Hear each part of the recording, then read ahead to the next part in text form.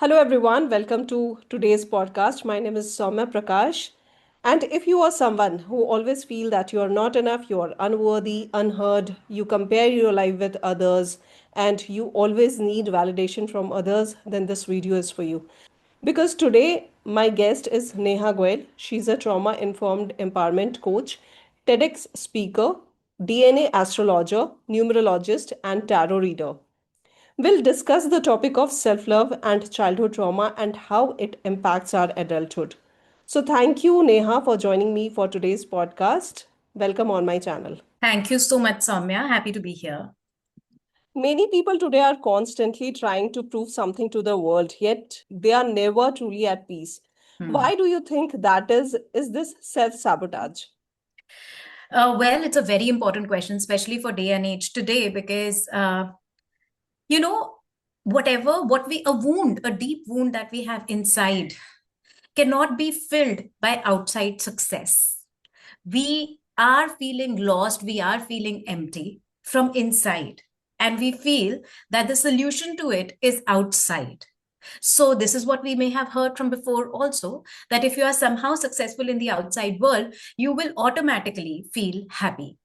But just that when we start looking for these solutions for a wound which is within, without, which is outside, is a very deep level of self sabotage. And a lot of people these days are doing that by not even, and they don't even know that they're doing that. Right. Yes. And So it is something which is really sabotaging. and would you say most adults are unknowingly carrying unresolved childhood trauma that shapes how they live today? Absolutely. 90% of the wounds that we carry, of the trauma that we carry, is very unconscious. In fact, today we live in a day and age of a lot of information. Internet is filled with information of father wound, mother wound, elder daughter wound, middle child wound, etc. All of it. Yet again, this is all outside information. But we don't know how to manifest that information or use that information from our within. So, therefore, a lot of us have information, yes, but then how to deal with it, how to resolve it, how to move ahead from it is something that is keeping a lot of people stuck in information. So, having information is really good.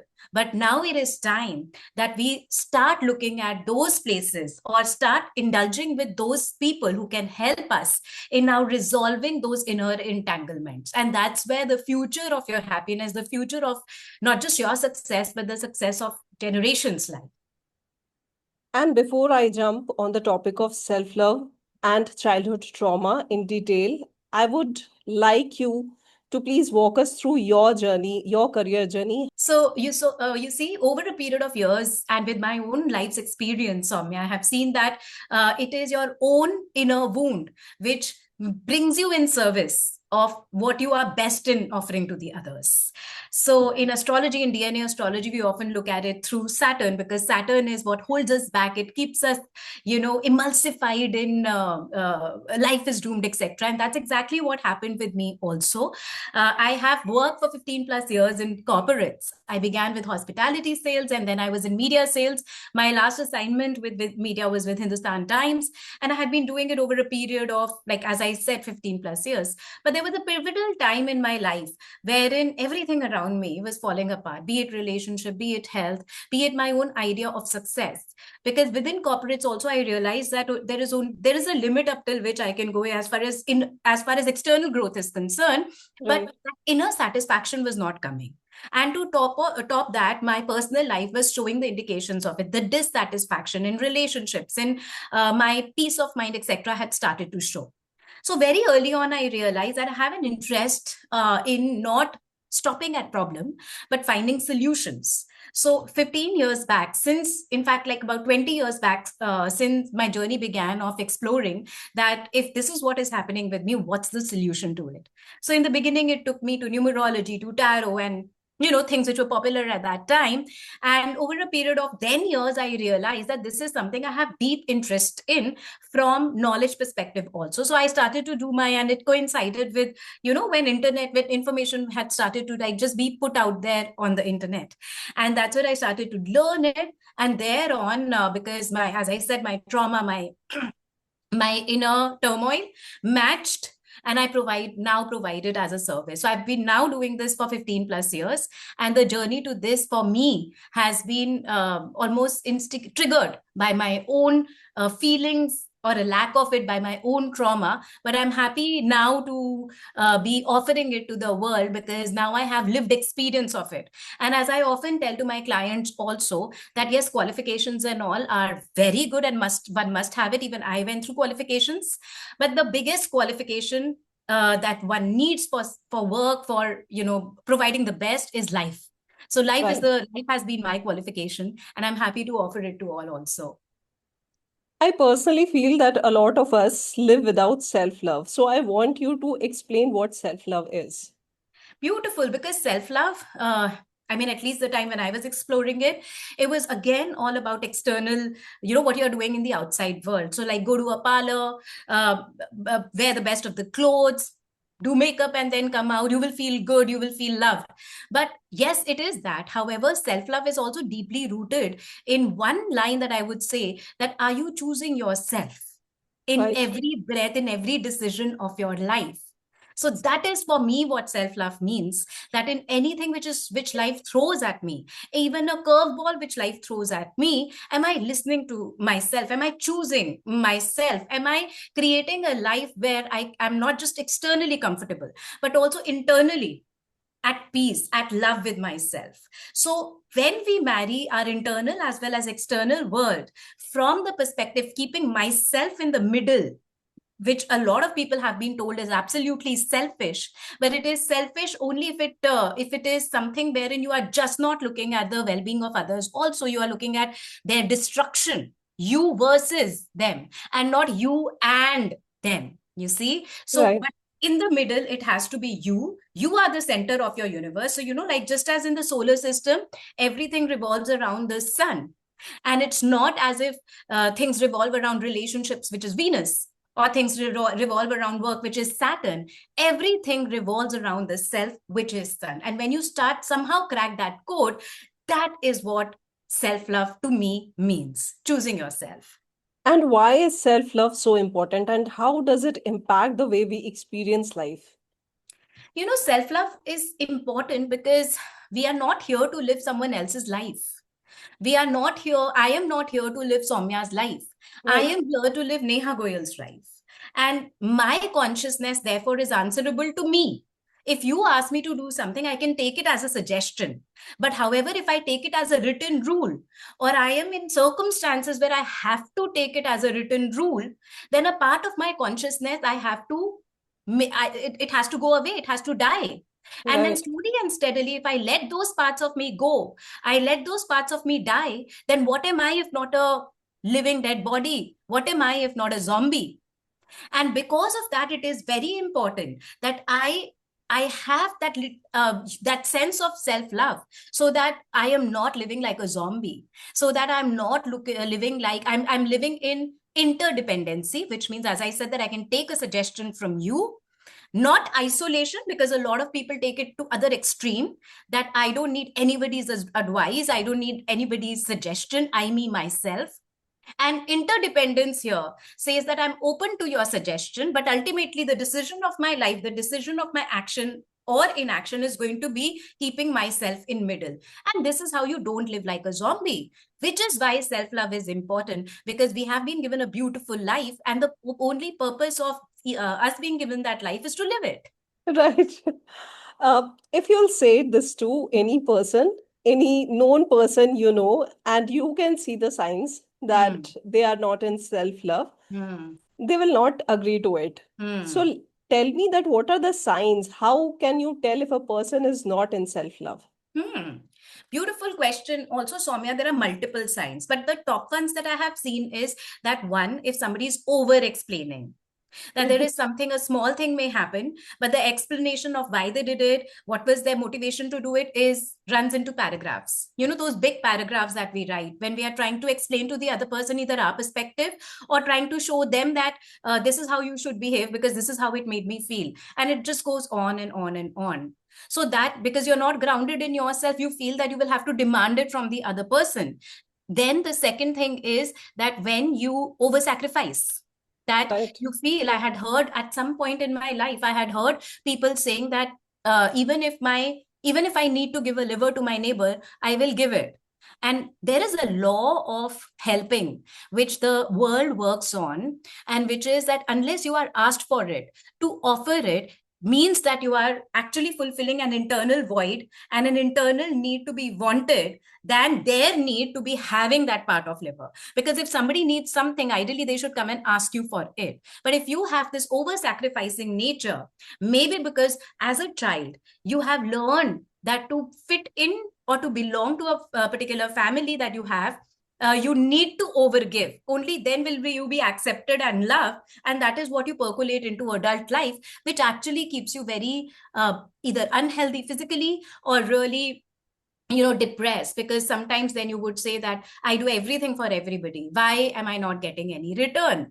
So these are the top two signs that I have seen, that the person is operating not out of their center but out of their center lies somewhere else, which is lack of self love.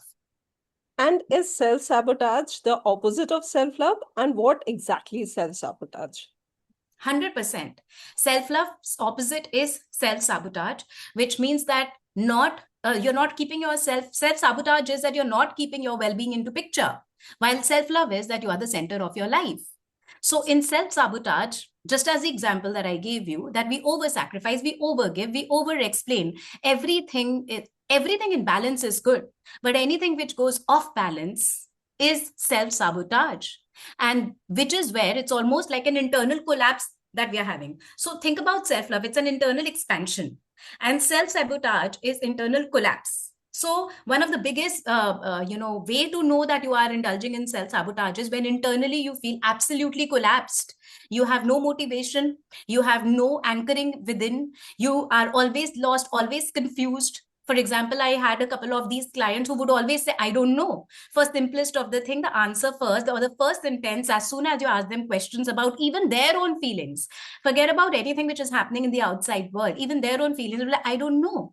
They've got used to it. It's an internal collapse. Even an I don't know, which is repeated enough number of times, is a self-sabotage. Right.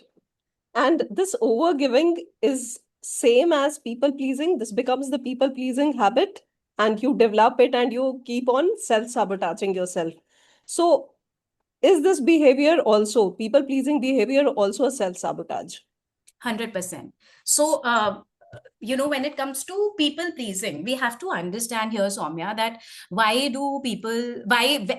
and when does one even learn how to people please? I mean, like if we speak about in the length and breadth where we are speaking intergenerational and in a child does not know that I'm supposed to please somebody. In fact, if you would see that sometimes children, not sometimes, in fact, all the time, a child would cry when he or she wants to cry.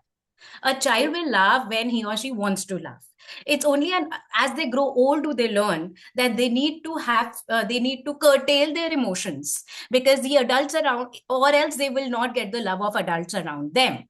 And Right. that's the first time that we learn to please our surroundings, otherwise mom will not speak to me. To please our surroundings, otherwise my father will scold me and I would be less loved. To please my surroundings, otherwise my teacher will not prefer me and will prefer some other student over me.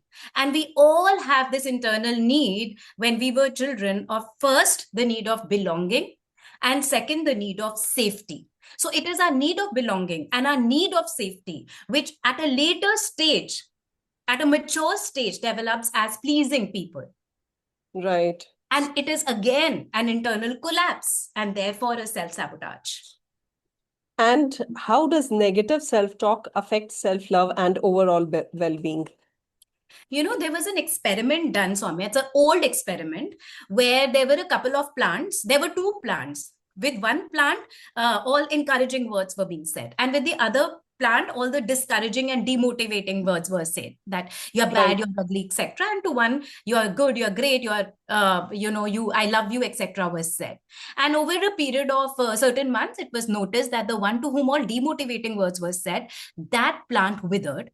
Whereas the one to whom all positive words were said, that plant flourished. Just Right. like my logo here. So this is Right. the importance of, so this was said externally. However, this is the importance of self-talk also. That if we have been criticized over a period of years, we learn how to self-talk negatively. And again, an internal collapse happens because the only purpose of our life and of our body is to help us survive. Whatever we repeat, the body believes that we like it. So if we are repeating negative self-talk, the body believes that we don't love ourselves, and therefore the cells start releasing cortisols. And once the cells start releasing cortisol, all these problems occur, such as depression, such as physical issues, such as hormonal issues, stuff like that. And which is how self-talk is not just mentally, neurologically, but also physically and generationally a self-sabotage. So you can say that a lot of stress related diseases which we Mm. are seeing around us, it is because of we are not in self-love. Hmm. Can we say so? A part of it is, a huge part of it is that a lot of diseases that we are seeing is because we are not anchored in our body. And apart from the negative self-talk and what we have grown up on hearing and what is our environment, I mean, the other part is also what is our environment today. We are constantly stimulated, we are constantly on the internet, we are constantly rummaging through something. There is a Right. plethora of information that comes to us every day. There was a time, at least where probably I had grown up, where news was limited to that 1 hour when Doordarshan used to Correct. have that news, and that is when we would realize this, that, or others has happened. Today, something would have just happened a second back, and we will get to know about it through the internet. Our nervous system is still not in I mean, the rhythm of our nervous system gets dysregulated, and we may be anywhere else. We may be taking care of a child, we may be taking care of our work, we may be just resting, and suddenly we hear something really bad, and our nervous system goes in a, in almost like it just gets dysregulated. And through us, people around us also get dysregulated, because So true. then we start looking for a sense of belonging, a sense of co-regulation, and then so we spread. So all of this is interrelated. And how does lack of self-love lead to poor decision in career and relationships? you know uh, if self-love, we don't have ourselves in the center, and we are over giving, or we are over explaining, or we are indecisive because we feel that god knows if the decision that I make, and if somehow it fails, if I will have anybody who will support me in that.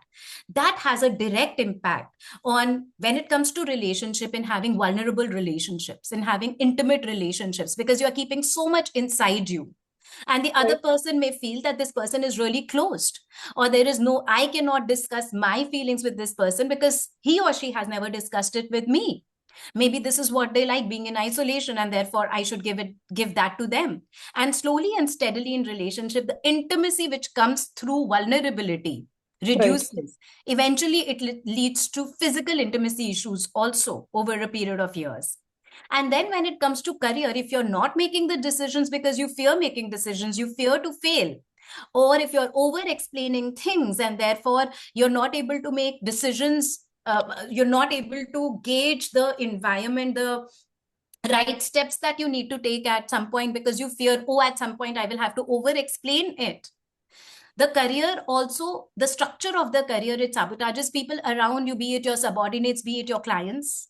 They are not able to trust you, because are you ready to take the responsibility of your decision? Often the answer of people who are not in self-love is a no, that they're always looking for a direction, they're always looking for somebody to tell them do this or do that, and Right. therefore their career plateaus at a particular level, where they feel that I have all the skills, so I should actually get the promotion, but the teams around them, the leaders around them cannot rely on them for them to be at a leadership position, and therefore their career stays at stagnated at the position it has always been. And what is the role of boundaries, setting boundaries in self-love? Boundaries and self-love are actually pretty interrelated, and I mean, they go hand in hand, right? That if I am when it comes to boundaries, it's about saying no at the right time, it's about saying yes at the right time. A lot of people feel it's only about saying no. It is also about saying yes to yourself. So Right. this is what I want. And therefore, what you are asking for is not something which matches with what I want. That is also a form of self-love. So therefore, I know it seems like these are two different things, but one of the process, it's almost as if we have to make some, some vegetable, that it will be a process of certain ingredients without which it will not be made. So Right. similarly, boundaries is an ingredient in the process of self-love, which cannot be ignored. And how do you define childhood trauma in simple terms?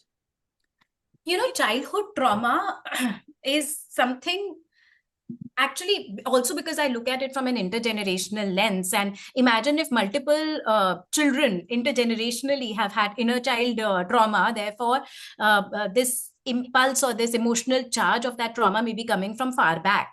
But however, it shows in itself in certain areas when a child is not being seen, is not being heard, is not being motivated to express themselves, and therefore that child in them, in the adult, remains until that child finds an expression or an outlet.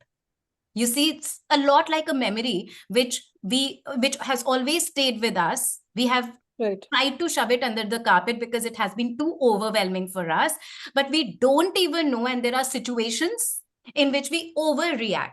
So anything where we feel, or anywhere where we feel that how we responded is disproportionate to the entire event, that means that this is something which we have been holding inside us since a really long time, since the ancient times. And therefore, that is an inner child or an intergenerational wound. And what are some common experiences people don't recognize as trauma? Maybe comparison, Hmm. neglect, or Yeah. lack of validation. So, how would you define this? That what are the common experiences people go through and Hmm. which is related to their childhood trauma? Hmm. Yes, I mean, all these things that you have mentioned, which is comparison being one of the biggest ones, that everything in your life, so to say, must have been going fine. But somehow you compare yourself to, I'm not as good, or my life is not as good, or my house is not as big as this someone else. Basically, there is what we are saying is through comparison or competitiveness, is that there is a huge form of discontent in us, that no matter how much we succeed in life, it's just not enough. It's almost like an internal void that we are feeling. And we feel that if we get, like, I'll tell you, I had a client who still currently feels that if he has a Ferrari, that would mean success to him. And I have been telling him that he has enough money to get a Ferrari. So why isn't he getting it? So you see, it's getting used to these sort of disappointment, even though you can fulfill it, but somewhere at the back of your mind, you know that this is not what it is, and therefore you just got used to now being stuck in that loop of having desires which you feel that you cannot fulfill even though you can. The second symptom that I have been is that when you have taken yourself up till a level and after which you plateau, and you don't know what it is, it's got nothing to do with your skills. You feel that it is to do with your qualifications. So maybe you are taking multiple courses, but still you are plateauing. So that plateau Right. stage is also an indication that maybe you need there is something internally which is holding you, which may have its roots like these in inner child or intergenerational, and you need to look at it so that you become this sunflower and then grow, right? And the third thing which I have seen is that when there is a sudden shift in your energy, outside world triggers you a lot, and that too disproportionately. So these are certain people who will come later, who will later feel that, oh, I wish I had said this at that time, but they are not able to. Why? Because they're Correct. people pleasing, or their nervous system has suddenly gotten into dysregulation. They are not rooted in themselves, and therefore the answer, which later happens when they're calm, does not come to them. So they feel very demotivated. They feel very almost embarrassed and ashamed that even though I knew, why couldn't I say it? So that's the third symptom that I have seen, common ones. And what Hmm. I feel that for economy, it is good to have comparison because the Hmm. economy grows. Hmm. But in between, we forget that we have to take care of ourselves. And if Hmm. you're comparing all the time, there is no end to it. Yeah, anything which is done in excess is not, it collapses in itself. So Right. there is something which, as a DNA astrologer, I often say that sun's rays, we should get as much as it nourishes us. Anything Right. in excess will burn us. So just because, so be it with money, be it with relationships, be it with career, be it with success, be it with exhaustion, be it with hustle, everything which is in success, in excess, it will burn us. And how does childhood trauma show up in adulthood? All of these symptoms, what we have discussed so far, are all the things in which childhood trauma will show to us as an adult. So if the career plateaus, or if relationship intimacy does not happen, these are all adult experiences. And that is how, if we are not able to deal with it, because see, within a child, it will, in fact, the point is that even it starts showing up within a 7 or a 10-year-old child, when they start Exactly. facing a lack of confidence, when they know that they're very skilled but they're not able to speak up on the stage, when they self isolate. So all Right. of these, they start showing up much earlier as well, and especially these days where parents are a lot aware, because a lot of time the people I'm working with, and I work a lot with high achieving women, they come to me and they ask me, how, what do I do, what are the shifts and changes that I need to make in my parenting, so that what happened with me does not repeat with my child. So that Correct. is how aware parents are also today. But the symptoms, not just in adulthood, they start showing up as a child, for a child also. And since you have touched the point of parents, what role do parents, upbringing, and even generational patterns play in shaping our self-love? 100%. I mean, the answer to that is just totally and completely. Our parents, our lineage is the foundation, is the portal through which we came into this world.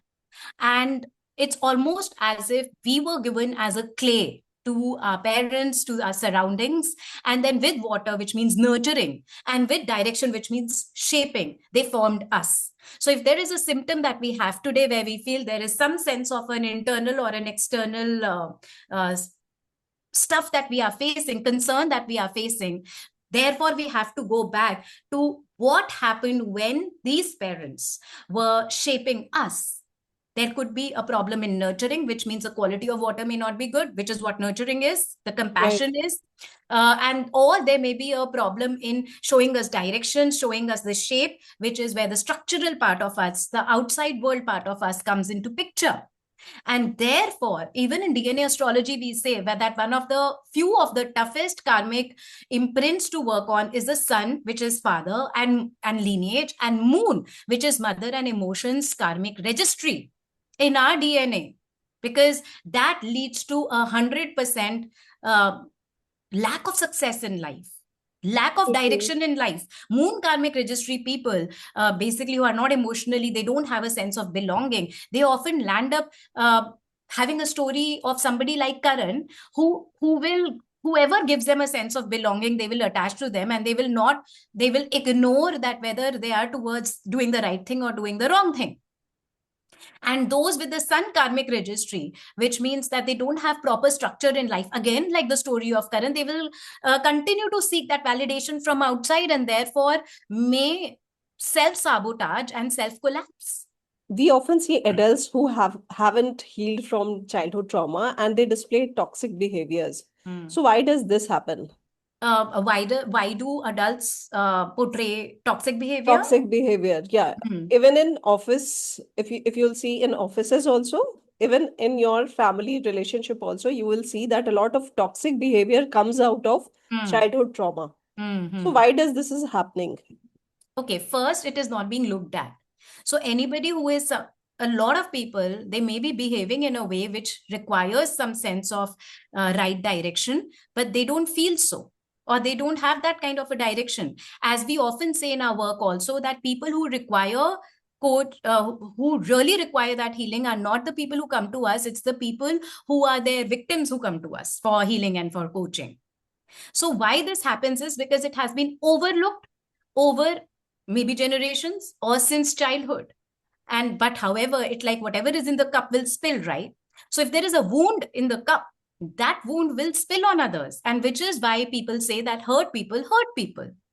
Now the key here is of sugar, which is that sometimes these hurt people, hopefully with the kind of information that we have today, hopefully with the kind of podcasts and information that you are helping to distribute in the public, people become more aware. And that awareness is the sugar that that the world needs today, that this is where we need to kind of shift it, transmute it. Because if we will go to these people and say, you need to change, they may take it negatively. And Correct. one thing that I have seen very rampantly, people saying, accept me for who I am, I will not change. Right? And that's also a very deep wound of self-sabotage. That it is, they have that sense within, or a lack of belonging within them, that if somehow, if somebody is able to convince them that there is something which needs to shift inside you, they will lose their anchoring, or they will lose their sense of belonging. So they say, accept me for who I am. And I want to say, if you have ever heard this thing, or if you have ever said this thing, that this is a very deep level of self-sabotage, because it's okay and it's safe to shift and change, because you deserve it, not because others deserve it, because you deserve a better version of yourself, a good version, a higher version, or a more aware version of yourself. And for those who have never discussed this topic, never Mhm. heard this topic at all, because in our society, this is never discussed. I Yeah, mean, there are few podcasters who have been discussing this, yeah. but most of the society never discuss this. Hmm. So how can a person become aware of these patterns of childhood trauma? Soumya, as the thing is that I hope they find these podcasts, and I hope they find these conversations. But hopefully, the symptoms that they see in their life, which is what we discussed, the plateauing of career, the lack of intimacy in relationships, regularly attracting relationships, career, bosses, etc., which feel like as if the life is happening to us, and that as if they are going through a phase of bad luck.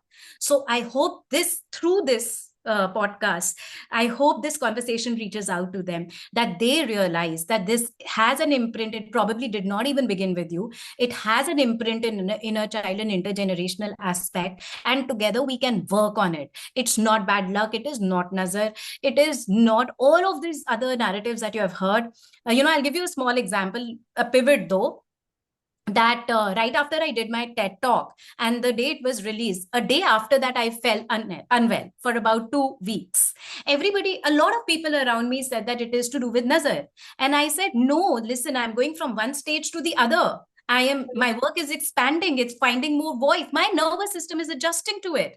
And when the nervous system adjusts, just as in change of weather, people have those small symptoms. These are those symptoms. And right after that, look at me, is when you approach me, when others approach me, and my voice is finding more ways. So it's Correct. not about those, you can expand. And I hope this podcast, this information reaches to all those who feel that life is happening to them. And tell me one more thing, Neha. Childhood trauma is something in the past. A Hmm. lot of things happens in the past, and we keep on lingering on it. So why it is so difficult to let it go? Because letting go is also, actually, I'm not sure if it is okay. So let go will happen. Anything which you have to let go will happen when you have completely looked at it. So what happens these days, and it is very rampant in the spiritual world, it has become very popular also, that you let it go, you forgive it. Anything which is done before its time, Soumya, it is just shoving it under the carpet. So, Correct. because of that lack of processing, because of that lack of acceptance, because of that lack of looking, or the inability or fear to look at it, is why we are not able to let go. Because think about it, if there is something in the room something which is lying in the room, which shouldn't be there, you can't, the solution to it cannot be that you close your eyes and it will vanish, So true. right? The solution has to be that you have to go there, pick it up, accept that this is not its right place, and then put it at its right place. But when we do it before time, when as soon as I enter my room, and if I close my eyes, then I'm not living my life, obviously, in my room.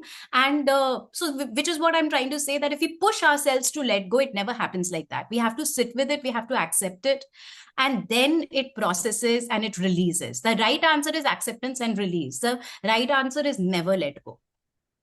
And where should someone begin their healing journey? Suggest some daily routine which they can do so that they can heal themselves. What will be the Beautiful. process? So this is a daily routine which I used to do at the very beginning of onsetting my journey to what I am doing today, which is that find yourself 10 minutes Every day, sit with yourself, whatever is bothering you from the past.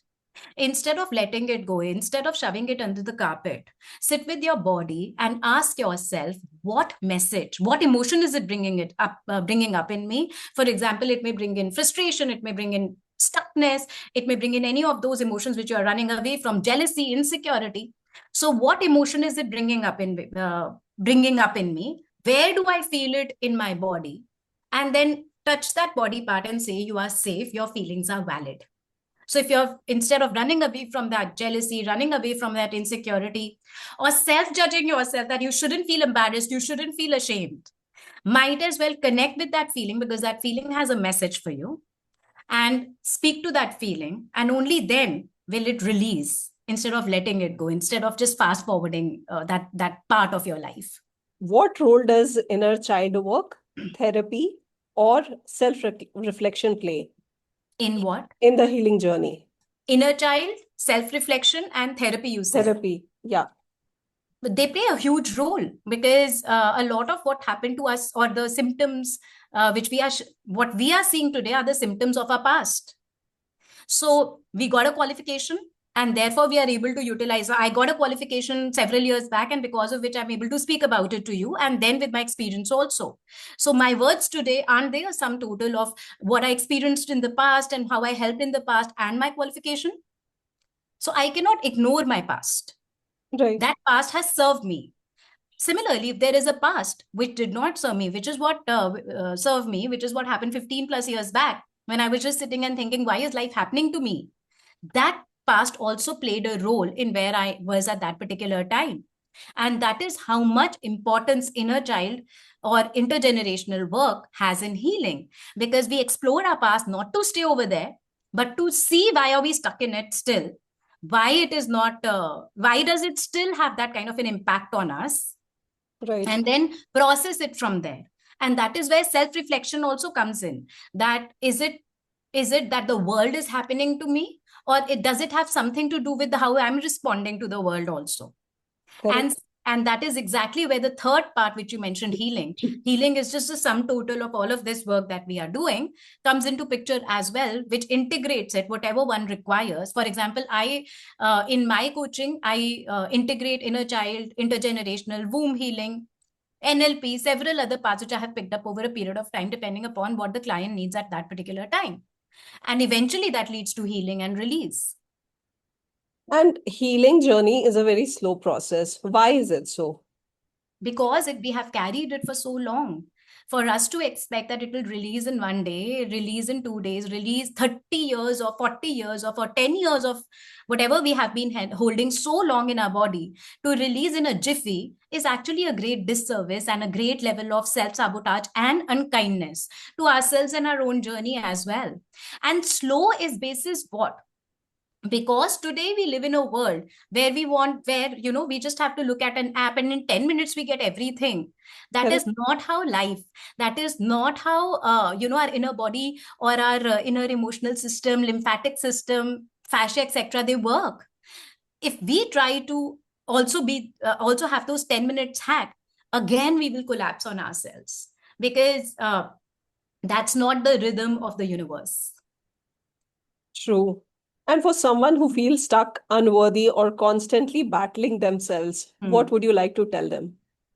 I would like to tell them that feeling stuck, unworthiness, battling with yourself is not your final destination, even though currently it may seem so, because it's almost as if we go into the process of self-judgment and self-pity.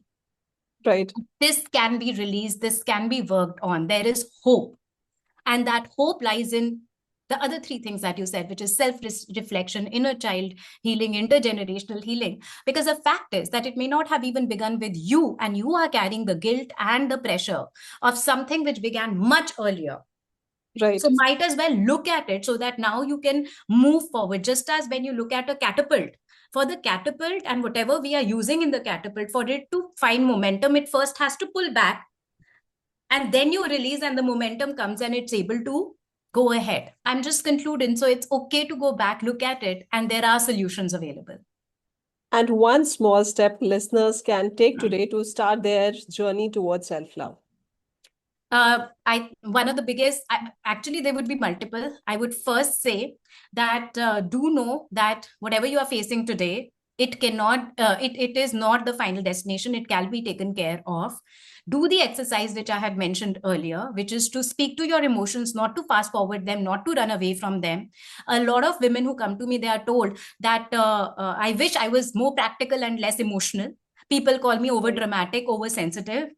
Do know that that is how society has gaslighted you. Your emotions are your superpower, not because I'm here to give some motivational speech, but because your emotions have deeper messages Correct. which are coming to you from the past, which now need to be released, which probably people who are over practical, they become too dry, too aggressive, and are not able to deal with. But you are able to, your softness is your superpower. What you bring to the table is your superpower of softness. Where the world is getting edgy, we are getting into a war. What you bring to the table is the fragrance which everybody is looking for, which comes through your sentiments. So become an ally of your sentiment rather than becoming an enemy of your sentiment and rejecting it. So true. And I feel, Neha, that this is a topic which should be started in the schooling itself. That Oh, you should do your healing. You should be aware of your feelings since I think the age of 10 years of age, when you actually start to feel a lot of feelings come into play. So thank you so much, Neha. It was actually a learning for me as well as my audience. Do learn a lot about self-love and childhood trauma, because this will help you in the long run. The decisions you make, the mistakes you will make, if it will all bring you back to the trauma which you are holding inside. So any last message you would like to give to the audience, Neha? I would just like to say that wherever you are in life is a sum total of all the versions of you in the past. Correct. So every day, honor those versions. Every day, you can speak to those versions. Every day, you can take messages from those versions, what to do, what to not do, instead of looking down upon them if you had made some mistake in the past, or using them against you. Take their wisdom and move forward in life. I have done that. That is how, from a shy person who wasn't able to speak at any platform to a TEDx speaker, I was able to become. And if I can, you, so can you. It's not a big thing. You will be able to do that.